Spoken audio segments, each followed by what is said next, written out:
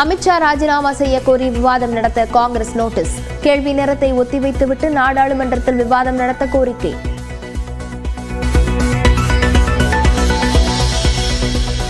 அம்பேத்கரை அவமதித்த அமித்ஷாவை கண்டித்து திமுக இன்று போராட்டம். காலை 11:30 மணிக்கு மாநிலம் முழுவதும் நடைபெறும் என அறிவிப்பு.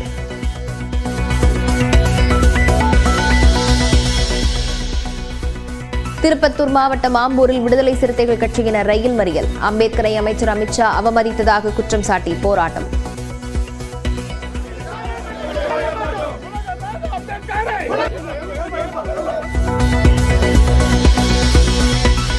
அம்பேத்கர் குறித்து மத்திய அமைச்சர் அமித்ஷா பேசிய வீடியோ பகிர்ந்த காங்கிரஸ் நிர்வாகிகள்.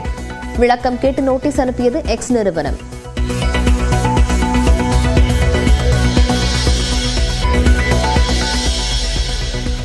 ஜம்மு காஷ்மீரின் குல்காமில் பாதுகாப்பு படையினருடன் துப்பாக்கிச் சண்டை. 5 தீவிரவாதிகள் சுட்டுக்கொலை.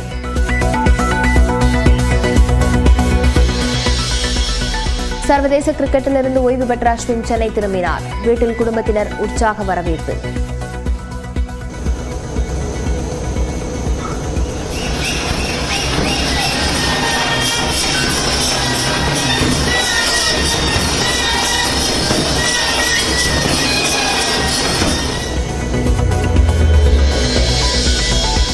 செம்பரம்பாக்கம் ஏரியில் நீர் திறப்பு முற்றிலுமாக நிறுத்தம். நீர்வரத்து குறைந்ததை அடுத்து முடிவு.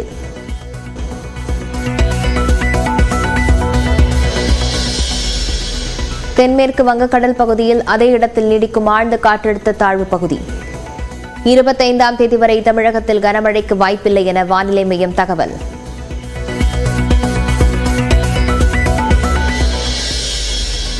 பேராசிரியர் அன்பழகனின் 102வது பிறந்த நாள். அவரது உருவப்படத்திற்கு முதலமைச்சர் மு.க. ஸ்டாலின் மரியாதை.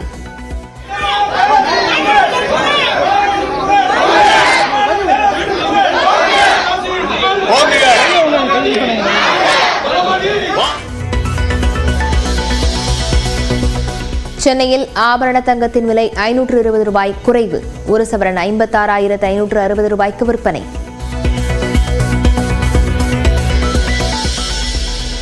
பழனி அருகே நிதி நிறுவன உரிமையாளர் வீட்டில் 2வது நாளாக தொடரும் வருமான வரித்துறை சோதனை. கடப்பாறை மூலம் கதவை உடைத்து தீவிர சோதனை நடத்தும் அதிகாரிகள்.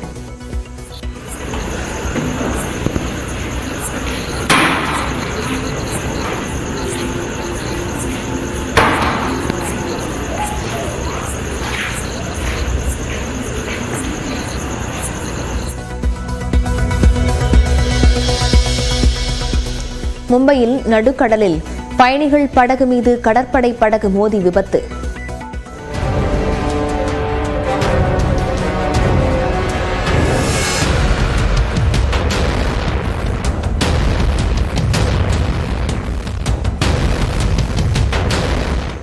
நூறு பேர் மீட்கப்பட்ட நிலையில் 13 பேர் உயிரிழப்பு.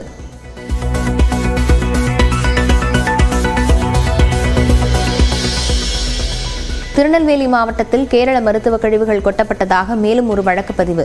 தமிழக கேரள எல்லையில் வாகன சோதனையை தீவிரப்படுத்திய தென்காசி மாவட்ட நிர்வாகம்.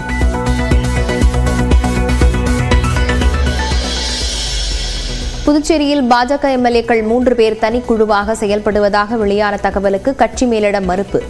3 மீதும் எந்த நடவடிக்கையும் எடுக்கப்படாது என மேலிட பொறுப்பாளர் நிர்மல்குமார் சுரானா நியூஸ் 18க்கு விளக்கம்.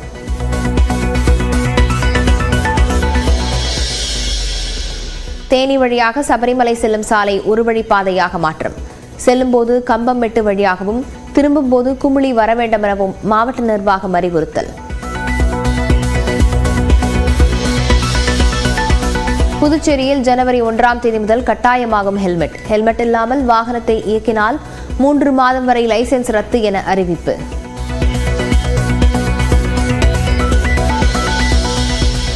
அம்பேத்கரை அவமதித்ததாக கூறி விழுப்புரம் மாவட்டம் கண்டமங்கலம் ரயில் நிலையத்தில் விடுதலை சிறுத்தைகள் கட்சியைச் சேர்ந்த 100க்கும் மேற்பட்டோர் ரயில் மறியலில் ஈடுபட்டனர். இதுகுறித்த விவரங்களுடன் செய்தியாளர் குணாநிதி இணைந்திருக்கிறார். குணாநிதி, என்ன கோஷங்களை எழுப்பி அவர்கள் மறியலில் ஈடுபடுகிறார்கள்? லாவண்யா, அதாவது நாடாளுமன்றத்தில் உள்துறை அமைச்சர் அமித்ஷா அம்பேத்கர் குறித்து பேசிய கருத்து என்பது சர்ச்சைக்குள்ளாகி கண்டனத்திற்குள்ளாகி இருக்கிறது. இதன் காரணமாக அதாவது உள்துறை அமைச்சர் அமித்ஷாவுக்கு கண்டனம் தெரிவிக்கும் வகையில் விடுதலை சிறுத்தைகள் கட்சியினுடைய சார்பில் விழுப்புரம் மாவட்ட கண்டமங்கலம் ரயில் நிலையத்தில் மறியல் என்பது நடைபெற்றது. தொடர்ச்சியா பார்த்தீங்கன்னா புதுச்சேரியிலிருந்து விழுப்புரம் நோக்கி வந்த பயணிகள் ரயிலை மறித்து அவர்கள் கண்டன கோஷங்கள் எழுப்பினாங்க. அதாவது மிக குறிப்பாக அம்பேத்கர் குறித்து அமித்ஷா தெரிவித்த கருத்துக்கு எதிர்ப்பு தெரிவிக்கும் வகையில் அவர்கள் கோஷம் எழுப்பியிருக்காங்க. தொடர்ந்து பாத்தீங்கன்னாக்கா ரயிலை மறித்து அவர்கள் தண்டவாளத்தில் அமர்ந்து மறியல்ல ஈடுபட்டாங்க. இதன் காரணமாக புதுச்சேரி முதல் விழுப்புரம் வரக்கூடிய அந்த பயணிகள் ரயில் என்பது 10 நிமிடம் தாமதமாக புறப்பட்டு வந்தது. தொடர்ச்சியாக பாத்தீங்கன்னாக்கா போராட்டத்தில் ஈடுபட்ட 100க்கும் மேற்பட்டோர் காவல்துறையினர் கைது செய்து அழைத்து சென்றிருக்கிறாங்களா. விவரங்களுக்கு நன்றி குணாநிதி.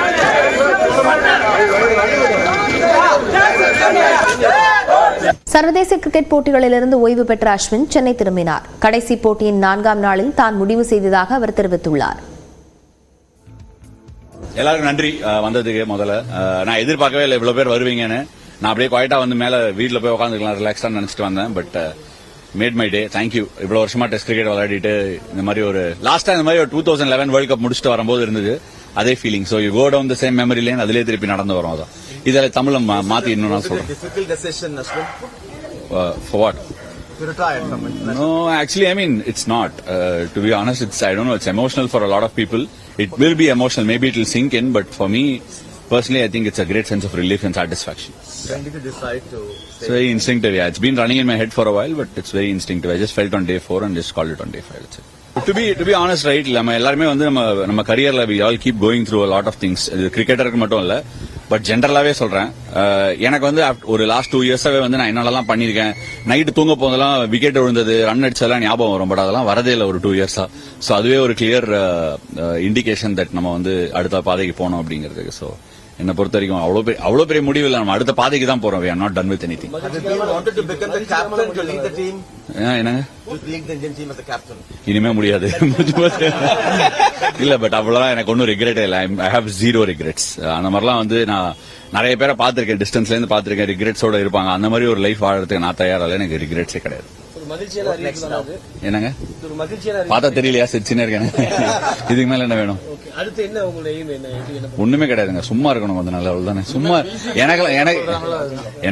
எனக்கு சும்மா இருக்கிறது தான் ரொம்ப கஷ்டமான விஷயம் சார்.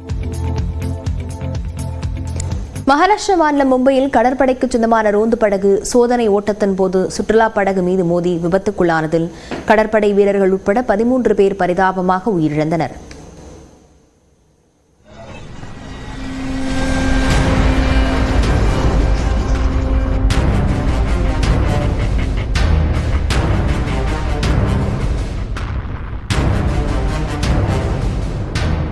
நடுக்கடலில் சொகுசு படகு மீது கடற்படை ரோந்து படகு மோதி விபத்துக்குள்ளான பதைவதைக்க வைக்கும் காட்சிகள்தான் இவை. மும்பை இந்தியா கேட் பகுதியில் இருந்து 110க்கும் மேற்பட்ட சுற்றுலா பயணிகளுடன் சொகுசு படகு ஒன்று நேற்று மாலை 3:30 மணியளவில் எலிபண்டா தீவு நோக்கி சென்று கொண்டிருந்தது. சுமார் 8 கிலோமீட்டர் தொலைவு பயணித்த நிலையில் சிறிய ரக படகு ஒன்று சொகுசு படகு மீது வேகமாக மோதி விபத்துக்குள்ளானது.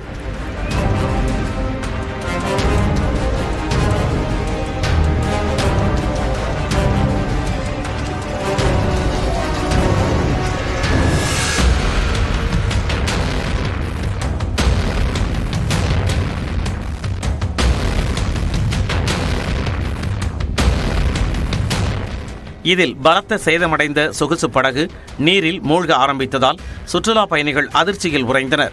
சிறிய ரக படகும் பலத்த சேதமடைந்தது. தகவல் அறிந்து வந்த கடற்படை, கடலோர காவல்படை, துறைமுக ஊழியர்கள், காவல்துறையினர் மற்றும் உள்ளூர் மீனவர்கள் மீட்புப் பணியில் ஈடுபட்டனர். ஹெலிகாப்டர்களும் மீட்புப் பணிகள் களமிறக்கப்பட்டன. இதில் 10க்கும் மேற்பட்டோர் சடலமாக மீட்கப்பட்டனர். 101 பேர் பாதுகாப்பாக மீட்கப்பட்டனர். சிலர் படுகாயமடைந்ததால் மருத்துவமனையில் அனுமதிக்கப்பட்டனர். மேலும் காணாமல் போன சிலரை தேடும் பணி முடுக்கிவிடப்பட்டது. சொகுசு படகில் பயணித்த சுற்றுலா பயணிகள் லைஃப் ஜாக்கெட் அணிந்திருந்ததால் பெரும் அசம்பாவிதம் தவிர்க்கப்பட்டது. முதற்கட்ட விசாரணையில் கடற்படைக்கு சொந்தமான ரோந்து படகில் புதிதாக என்ஜின் பொருத்தப்பட்டு சோதனை நடத்தப்பட்டது தெரியவந்துள்ளது. அந்த படகில் கடற்படையினர் மற்றும் என்ஜின் தயாரிப்பு நிறுவன ஊழியர்கள் பயணித்ததும் அப்போது இன்ஜினில் தொழில்நுட்ப கோளாறால் கட்டுப்பாட்டை இழந்து சொகுசு படகு மீது மோதி விபத்துக்குள்ளானதும் தெரியவந்துள்ளது. இந்த விபத்தில் உயிரிழந்தோர் குடும்பத்திற்கு தலா 5 லட்சம் ரூபாய் நிவாரணமாக வழங்கப்படும் என்று முதலமைச்சர் தேவேந்திர பட்னாவிஸ் அறிவித்துள்ளார். விபத்துக்கான காரணம் குறித்து காவல்துறை மற்றும் கடற்படை சார்பில் விசாரணை நடத்தப்படும் என்றும் முதலமைச்சர் தெரிவித்துள்ளார். இந்நிலையில் மும்பை படகு விபத்தில் உயிரிழந்தோர் குடும்பத்திற்கு குடியரசுத் தலைவர் திரௌபதி முர்மு, மத்திய அமைச்சர் ராஜ்நாத் சிங் உள்ளிட்டோர் இரங்கல் தெரிவித்துள்ளனர். 10க்கு 10 வீடு ஆஸ்பெஸ்டாஸ் கூரை என வாழ்ந்தாலும் தனது சாதனை மூலம் தமிழ்நாட்டையே திரும்பி பார்க்க வைத்துள்ளார் கேரம் நாயகி காசிமா. வெற்றிக்கு வறுமை தடையல்ல என நிரூபித்துள்ள காசிமாவின் வெற்றி பயணம் இதோ. சதுர அடி மட்டுமே இருக்கக்கூடிய ஆஸ்பெஸ்டாஸ் அட்டை பொருத்திய ஒரு வாடகை வீட்டில் குடியிருந்து அந்த வீட்டையே மாளிகையாக மாற்றி இருக்கிறார் கேரம் விளையாட்டில் உலக சாம்பியனான வடசென்னை நாயகி காசிமா.